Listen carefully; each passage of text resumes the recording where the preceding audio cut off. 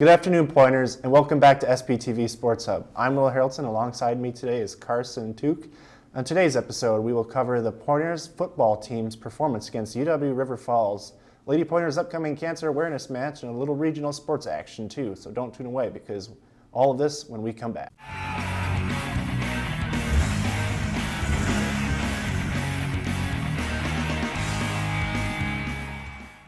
Pointers football team came into this past weekend's game against UW River Falls with a 2-game losing streak and hopes to turn things around. The game started fast with the Falcons going down the field to score a touchdown in just 2 minutes, making the score 7-0 Falcons. Pointers would respond though, having a nice 5-minute drive which ended up in the end zone in a 7-7 ball game. After the Pointers score, the Falcons went on a 35-0 scoring run, which all but ended the game early in the third quarter with a 42-7 score. The final score was 56-20, and that score is very lopsided, but not as much as it maybe should have been. Falcons totally dominated the Pointers. Carson, you and I were there, and I got to say, 3 out of the 4 corners were not great. So in your opinion, what do you think exactly went wrong? Well, like you said, they started off hot. They scored, on the first drive to make it 7-7. But after that, it went downhill. That defense just couldn't stop the run game. They were getting gashed up and down the field. It was sloppy. And the offense too. They didn't really help things out either. They didn't take the load off the defense like they probably should have. No, certainly not. And the offensive line was really getting blown off that line of scrimmage, especially. But I think something we alluded to a little bit during the broadcast was Max. The loss was definitely not on Max Hero. He had a couple games earlier in the season where he had some big interceptions that were really important in the end of the game, and he played a pretty clean game. He did get shaken up a bit, but yeah, it was definitely not pretty. And you alluded to it, the defense was on there way too long. And got to give credit where credit's due. River Falls came in and they just took care of business and really just controlled everything. And like you mentioned on the broadcast at the game about how when Max was in towards the end of the game, in the blowout, that I don't know why we had him in because we didn't want to take a risk of getting injured. And then what happens? He ends up going down. Yeah. Didn't return for the game. So that wasn't sure about that call there, but yeah, but like you said, overall, for when he wasn't, he didn't play that bad of a game. No, absolutely, and he has something to be proud of after. It wasn't the way they wanted to end a 36-point loss, but he shouldn't be too down on himself because it's not his fault that they lost. He made some pretty fantastic plays, actually. Defenders all in his face, and he threw one kind of jump ball into the end zone. It was caught. It was brought back from a holding call, but it was definitely not his fault that they lost the game, that's for sure. And like you said earlier with the offensive line, they just allowed that defense to have basically a parking spot back there on them. They were just living in the backfield rent-free, totally. Yeah, it was not ideal. No, it was a rough game. There's no doubt about it. Pointers will look for redemption against UW Stout this Saturday as they head up to Menominee to take on the Blue Devils for the second time this season. You can catch that stream by clicking on the link on the game and the Pointers football schedule. When we come back, the Lady Pointers volleyball team is 19-4, and we will tell you how they got there, so don't go away.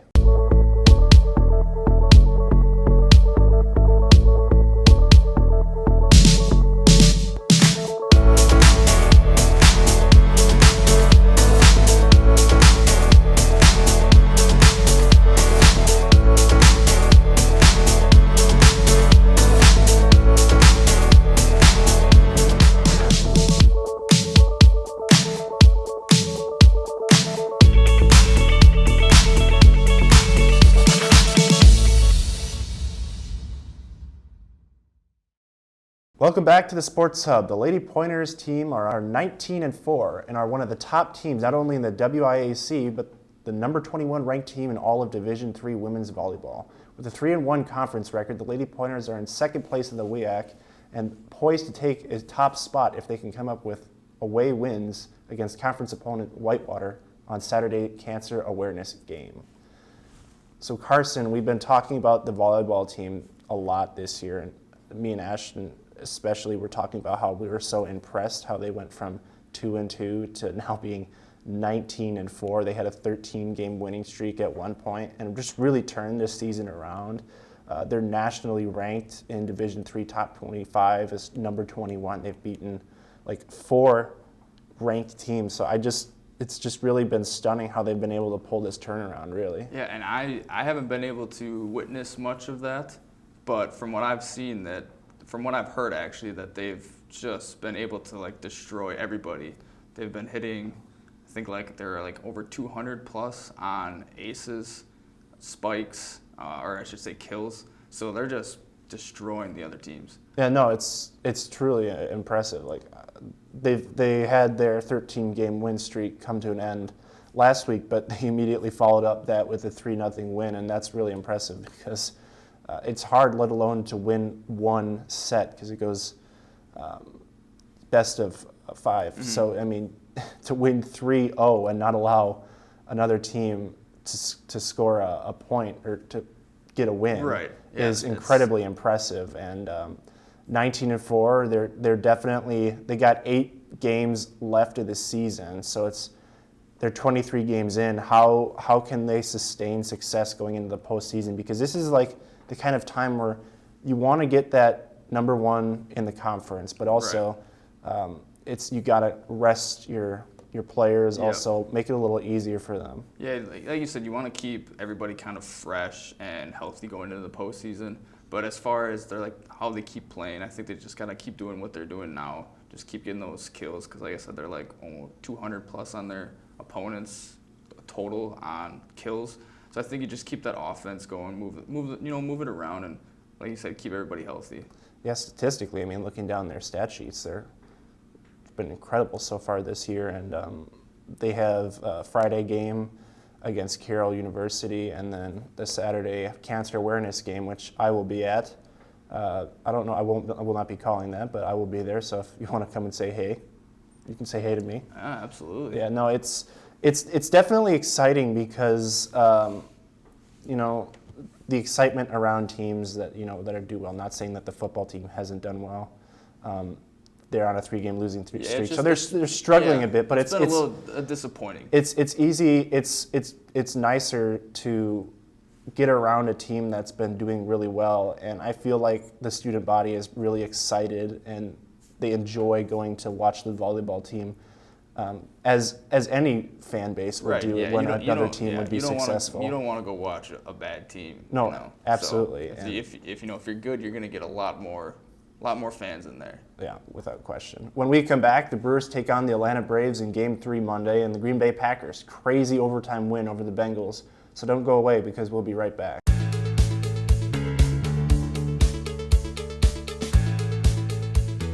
Being a part of the different activities and organizations that I've been a part of, I'm actually able to see myself where I'm like, hey, I actually can make a change. I'm one person that can make a difference. Division III has helped me to develop teamwork skills, critical thinking skills, time management skills. It's not just about basketball, or it's not just about school, it's about developing yourself as a person altogether.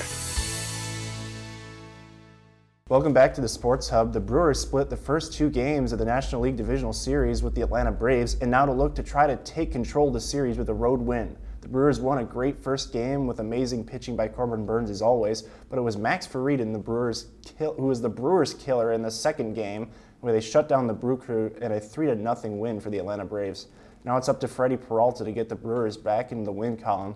So Carson, what did the Brewers have to do to win today's game? And they need to find more offense. They struggled the last couple of games to get those bats going. And like you said, Burns had a good first game. Woodruff gave up two or three runs, I think. So I mean, he didn't pitch bad, but his offense wasn't helping him at all. Yeah, no, without question. I mean, Woodruff isn't a bad pitcher, and I feel like when you see a 3-0 loss, you assume that it's all on him.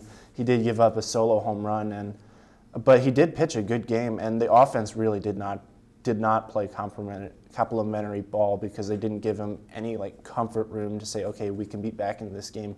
They were down 3 for almost the entirety of the game, and so it would have been really difficult. But now Freddie Peralta gets a chance to kind of get things back in the favor for the Brewers. They're a much better on-the-road team, if that means anything at this point. But these divisional round playoff games are difficult because it's a best whoever gets to 3 wins. Best of 5. And so it's going to be difficult, and definitely winning a road game, if they could win today's game, would definitely put themselves into position. And they have top three like rotation. Like the top three guys are like phenomenal. So I mean, and today's pitcher for the Braves I think was Ian Anderson. So I mean he did well in the few games that I saw this year, but I think they have a good shot at getting to him early and then letting Freddie go the rest of the distance and hope that they can rely on him to go deep enough and then have Hader come in. Because, without having Devin Williams, I think it's going to be tough towards the end. That was a point I was going to bring in. I said 2 weeks ago we discussed about how Devin Williams is out for the entire postseason off of really was just kind of a freak accident.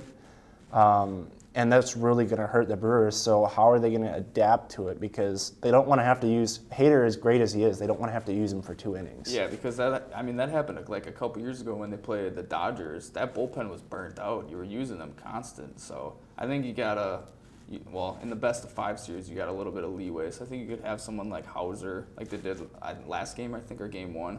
They had Hauser come in and pitch the 8th, have Hader, and so have some of those like starters, maybe longer relievers come in, take a little bit of weight off the bullpen. I know Brent Suter liked to be in that role, but I believe he is injured. Yeah, I believe he has an oblique strain. So he's not available. And Aaron Ashby as well, they used him in that position as well. So, I mean, I think you alluded to the more important point is they got to get some form of offense. Ideally you want to score runs, but you got to get base runners on. Put pressure on that opposing pitcher and manager.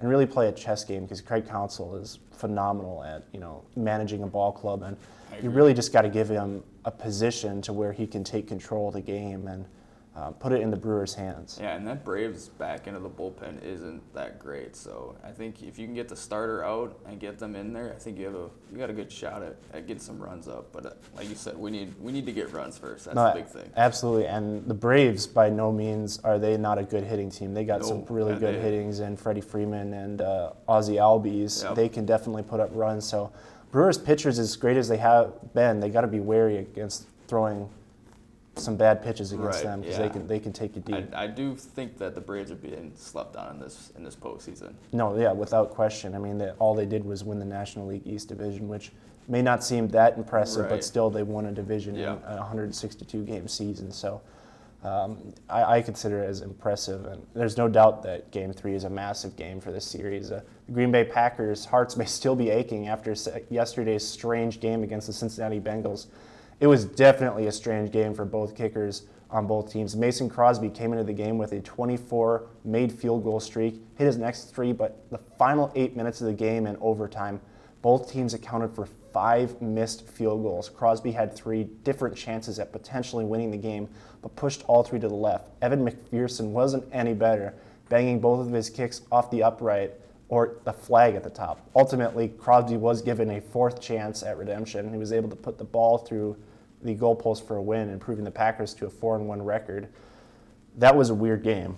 Like it felt like, I don't want to say that it was the wind or anything, but it was odd because Crosby is one of the most accurate kickers, and he was pushing them to the left every time. Yeah, he was just like you said, he was pushing everything to the left, and I don't know. I mean, overall, in this game and all other games, it was just a bad day for kickers. I think there was 11 or 12 missed extra points and field goals total in like the whole span yesterday. So it was not a good day for the kickers. No, without question it wasn't. I mean, Crosby also missed an extra point earlier in the game, which the Packers offense, I don't want to say they didn't play well. I think you got to credit Cincinnati's defense. They did come to play a bit, but the Packers definitely had chances to win that game. In regulation, they kicked 3 field goals where they could have had touchdowns and maybe made this game not really that competitive. So, but I do think that the Aaron Rodgers, Devontae Adams connection really is what saved them this season. And Joe Burrow and Jamar Chase are starting to heat up too for the Bengals. So it was definitely an offensive game, even though the score was 25 to 22. It was a little bit more offensive than defensive. Yeah, I think, and a big thing for the Packers, I think, is not having Bakhtiari pup for this first 6 weeks, and Elton Jenkins, who's supposed to be his replacement at left tackle, not being there the last 2 games.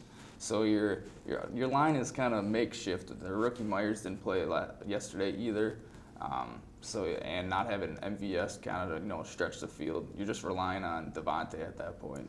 Yeah, So I think that offense is. Yeah. I mean, you still have Aaron Rodgers, who's one of the best quarterbacks to ever live. Yeah. So, but it's a little tough. No, absolutely. It's difficult. And through the past 4 games, I think that, I mean, you alluded to the offensive line has really been a makeshift. They're just kind of putting guys in different spots. They've done relatively a good job at protecting and opening holes for that running back. So, I mean, it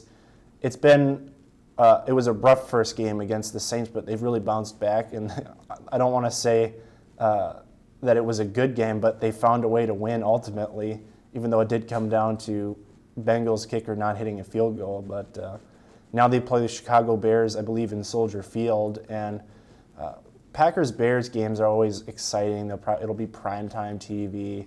But the Packers really have a chance to do a statement win here, I believe, because the Chicago Bears offense, I think, is still trying to find itself under Justin Fields. Absolutely. And that defense is always good. But the Packers really have a chance to set themselves and put them back into contention for the NFC if they can have a dominant win over Chicago, because in general, the NFC North is not a very strong division, and you really want to separate yourself early. Absolutely. And like you said, that offense for the Bears is still kind of getting their feet wet on it. I think basically, well, they don't have David Montgomery for 4 to 6 weeks now, so their running game is kind of taking a hit. But Damian Williams has done well for them. But I think the main thing is you just got to take away Justin Fields and his legs and make him show that he can actually throw the football and make him beat you that way. Yeah, if they can contain him on the ground, then I think they can easily win this game. Well, I think they have tape to look at. I mean, the first game that Fields started against the Cleveland Browns, I mean, all you really have to do is kind of break that down, see what made him uncomfortable. Now, to his credit, he bounced back well against the Lions, and this past game against the Raiders, he played relatively well. So it should be a fun game to watch, but if the Packers play to what they are, they should be able to win this game. I think they should be able to win this game. Yeah, I agree, and I think it's not going to be close if that happens. Really, If they, like you said, if they play the way that they should, not stoop to the competition level, I think they should double-digit win. Absolutely. Well, it was a weird game for Packers, that's for sure. That'll do it for us, the Sports Hub. Thank you, everybody, for watching today's episode, and we'll see you next week. Take care.